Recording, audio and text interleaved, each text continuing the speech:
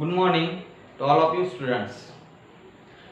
सर्व विद्यार्थी, शिक्षक आणि पालकांचे हायस्कूल लोहारा डिजिटल क्लासमध्ये स्वागत. विद्यार्थी मित्रांनो, आपण आता 100 सबस्क्राईबच्या टप्प्याच्या जवळ पोहोचलेलो आहोत आणि हे सर्व होते केवळ तुमच्या सहकार्यामुळे. तुम्ही असेच माझे येणारे व्हिडिओ पाहत चला, जेणेकरून आपले या लॉकडाऊनच्या काळामध्ये जरी समजा शाळा भरली नसली तरी आपली शिक्षणाची प्रक्रिया ही अखंड चालू राहील. विद्यार्थी मित्रांनो, आजच्या व्हिडिओमध्ये आपण क्लासिफिकेशन ऑफ प्लांट्स यामधल्या पुढच्या भागाकडे वळूया. Before starting today's video, I am requesting you to subscribe this channel and also press the like button, share this channel. So before starting the classification of plants or the new group from the classification of plant, we have to study about the kingdom Plantae as a revision. Okay, this kingdom Plantae is divided into two parts. One is called a cryptogamy, that is called a non-flowering plant. Another is the phanerogamy, which is called a flowering plants. To the last video we study about the cryptogams. Into that cryptogamy there are three different kinds of groups. One is called a thallophyta. We study about examples and characteristics or properties of plants which are under the thallophyta. Similarly, we study about the amphibian group or amphibian plant group, that is called a bryophyta, and last one is the pteridophyta. Now we are studying about the sub kingdom, that is called a phanerogamy, that is called a flowering plants. This phanerogamy is divided into two types. One is called a gymnosperm, another is called a angiosperm. This angiosperm is further divided into two groups or part or types, that is called a monocot, which contain a single cotyledon, and another type is called a dicot, which contain two cotyledons in its seed. Now we have to start about the characteristic of the phanerogamy. So the next subdivision from the classification of plant is the sub kingdom phanerogamy. लक्षात ठेवा, तुम्हाला मी एक सोपी idea सांगतो. क्रिप्टोगॅमी आणि फिनोरोगॅमी. फिनोरोगॅमी म्हणजे फिनोरोगॅमी म्हणजे फुले येणारी, म्हणजे क्रिप्टोगॅमी म्हणजे फुलं न येणारी. बऱ्याचदा विद्यार्थी कन्फ्यूज करतात. क्रिप्टोगॅमीला बऱ्याचदा सपुष्प म्हणतात आणि फिनोरोगॅमीला अपुष्प म्हणतात. तर लक्षात ठेवायला सोपं सांगतो तुम्हाला मी. फिनोरोगॅमीची सुरुवात फ न होते आणि फ म्हणजे फुले येणारी, असं लक्षात ठेवायचं. Now we have to study about the kingdom phanerogamy. What are the characteristic of the plants which are under the phanerogamy? The first and which is very important is that these group plant contain root or it is differentiated into roots. त्यांना वेगवेगळी roots असतात, मूळ असतात. After that stem, त्यांना खोड असतं, and it is also contain the leaves. आपण पाठीमागचे जे बघितलं होतं त्याच्यामध्ये दे लाईक रूट सारखे त्याला पाठ होते, बरोबर आहे की नाही? पण एक्झॅक्ट रूट नव्हतं.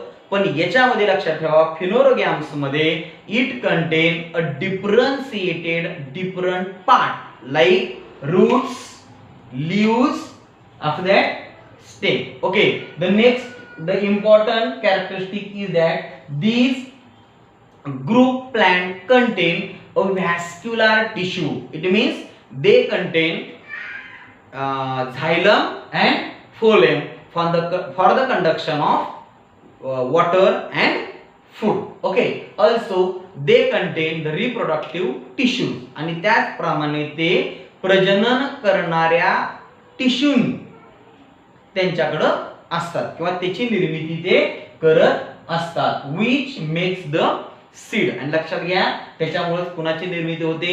बियाची निर्मिती होत असते. लक्षात घ्या, बी हे तेव्हाच तयार होतं जेव्हा मेल आणि फिमेल गॅमेट एकत्र येतात आणि त्यापासून एक सिंगल सेल तयार होते की ज्याला आपण झायगोट म्हणतो. आणि ते प्लांट मधलं झायगोट म्हणजे एक प्रकारचं कोण आहे, सीड असतं. आपण बघतो आता सध्या उन्हाळ्याचा मोसम आहे, बरोबर आहे. आपल्या अवतीभोवती आंबे, चिंचा याचं प्रमाण जास्त आहे.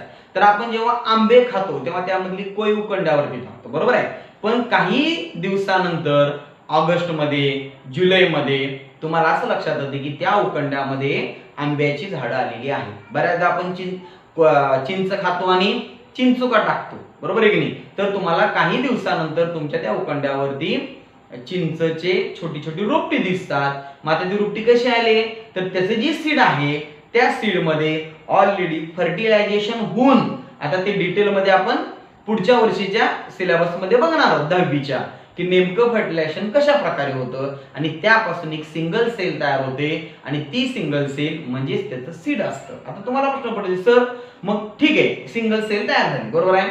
मग ती सिंगल सेल जर तुम्हाला कायम राहायची असेल, जिवंत राहायची असेल, तर त्याला काही ना काहीतरी खाद्य लागतं. And that food or nutrient material is called endosperm. Okay, that will be detailed study in the 10th standard. Okay, therefore the first important is this phanerogamy plant are differentiated into root, stem and leaves. Okay, this phanerogamy plant or group plants contain a vascular tissue, that is xylem and phloem, and also they contain the reproductive tissues, okay, which makes the seed. The next very important characteristic is that this group is further divided according to its seed.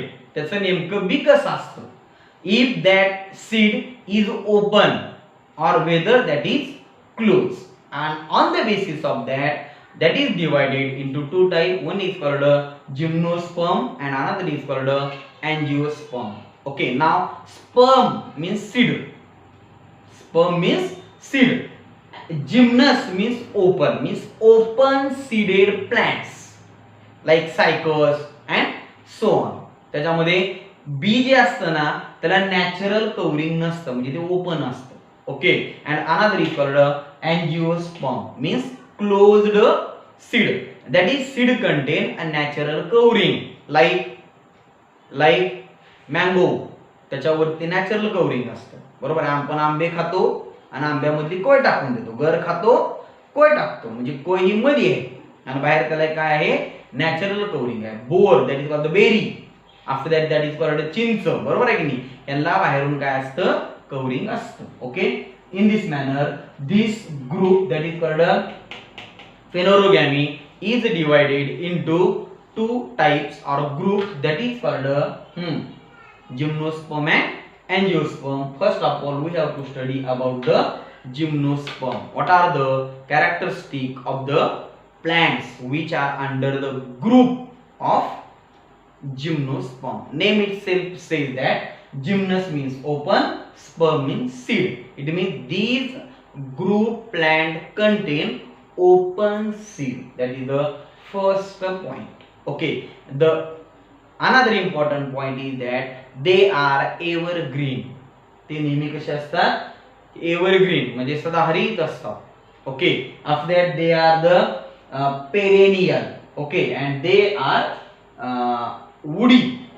Okay, woody म्हणजे लाकडासारखा कठीण भाग असतो आणि perennial म्हणजे थोडक्यामध्ये तुम्ही त्याला काय म्हणू शकतो आपण, पेरेनियल म्हणजे बहुवार्षिक अशा पद्धतीचे ते असतात. Okay, after that the next important property is that their leaves from the crown. What is mean by crown? Crown आपण त्याला आपल्या भाषेमध्ये मुकुट असं म्हणतो, बरोबर आहे की नाही. म्हणजे त्याच्या पानांचीच रचना अशी असते की जणू काही ते मुकुटासारखी रचना असते. तुम्हाला त्या डायग्राम मध्ये लक्षात येईल की हे लीव्स हे कशा प्रकारे क्राउन तयार करतात. They also contain separate male and female flowers. Okay, म्हणजे त्याच्यामध्ये मेल आणि फिमेल असे दोन सेपरेट फ्लावर्स असतात. Okay, after that the next fourth property is that their seeds are open, की जे मी तुम्हाला पहिल्यांदा इथे सांगितलं होतं स्टार्टिंगलाच. Okay, their seeds are open, that is they do not contain the natural covering. Okay, now the next is they do not form a fruit. आणि लक्षात घ्या, ते फळाची निर्मिती करू शकत नाही. फक्त बी हे रिप्रोडक्शनला येतं आणि त्याला बिलकुल फळ येत नाही. Understand all of you. Now the examples are Cycas. After that there is a हिसिया. After that there is the thuja and pinus.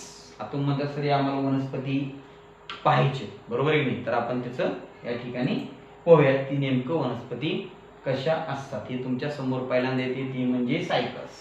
काय आहे सायकस? या पद्धतीचे सायकस आपल्याकडे प्लांट्स कमी मिळतात. Okay, after that there is another is the Picea. याला आपण क्रिसमस ट्री असं पण म्हणू शकतो. That is all are the example of gymnosperm. After the gymnosperm we have to study about the angiosperm. Okay, now name itself says that angio means closed, sperm means seed, that is called that in this manner gymnosperm are the plants whose seed contain a natural covering. Okay, and the first character or property is that these plants contain the flowers as a reproductive organ. Okay, आणि याच्यामध्ये flowers काम करतात, एक प्रकारचं reproductive organ म्हणून काम करतात. म्हणजे त्याच्यामध्ये मेल आणि फिमेल असे दोन प्रकारचे, एकाच फ्लावर वरती दोन प्रकारचे काय असतात पार्ट असतात. मग त्याच्यानंतर तुम्ही 8वी मध्ये शिकलात की फ्लावर मधले जे मेल पार्ट असतात त्याच्यामधला जो मेल जर्म सेल असतो तो फिमेल जर्म सेल वरती जाऊन पडतो. हे पण आपल्याला डिटेल मध्ये पुढच्या वर्षी पाहायचं आहे. फक्त एवढं लक्षात ठेवा, in this characteristic they contain the flowers which are a reproductive organ. After that seeds develop inside the fruit. It means seed content the natural covering. Okay, आता नेमकं ते जे बी आहे, ओके, ते बी कशा प्रकारचं आहे त्याच्यानुसार याचे दोन प्रकार केले. Okay, in this manner the whether that seed is divided into two half म्हणजे तुकडे सेम, ओके, किंवा नाही, त्याच्यानुसार ते दोन प्रकार केले. One is called monocot and another is called dicot. Okay, monocot are the plants whose seed divide into two equal halls. sorry monocot मध्ये equal halls होत नाहीत. मी I am repeating again, monocot are the plants in which seed divide into two does not divide into two same hall, that is called a monocot. I am again repeating, monocot are the plants whose seed cannot be divided into two equal halls. For example, आपण याचे बरेच example, for जवार, ज्वारी आपण त्याला म्हणतो, wheat गहू असं म्हणतो आपण त्याला, राईस तांदूळ असं म्हणतो आपण त्याला. तर हे तुमचे सगळे मोनोकॉट आहेत, कारण त्याला तुम्ही कसेही जरी मारलं तर त्याचे दोन समान तुकडे होत नाही. Okay, after that dicot. The dicot plants are the plants whose seed exactly divided into two halls, like mango.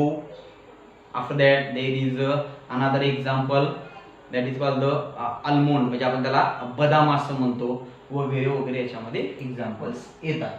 हे आहे ओके फर्स्ट एक्झाम्पल आणि हे आहे दुसरं एक्झाम्पल. दिस इज द मेज and this is the mustard. आपण त्याला काय म्हणतो मोहरी वगैरे त्या टाइप मध्ये हे येतं. Okay, understand all of you. In this manner this angiosperm is divided into monocot and dicot. Okay, तर सर्व विद्यार्थ्यांना माझा हा व्हिडिओ आवडला असेल अशी मी अपेक्षा करतो आणि तुम्हाला जर हा माझा व्हिडिओ जर आवडला असेल तर तुम्ही लाईक या बटनावरती प्रेस करा. त्याचप्रमाणे माझं चॅनल हे जास्तीत जास्त विद्यार्थ्यांपर्यंत शेअर करा.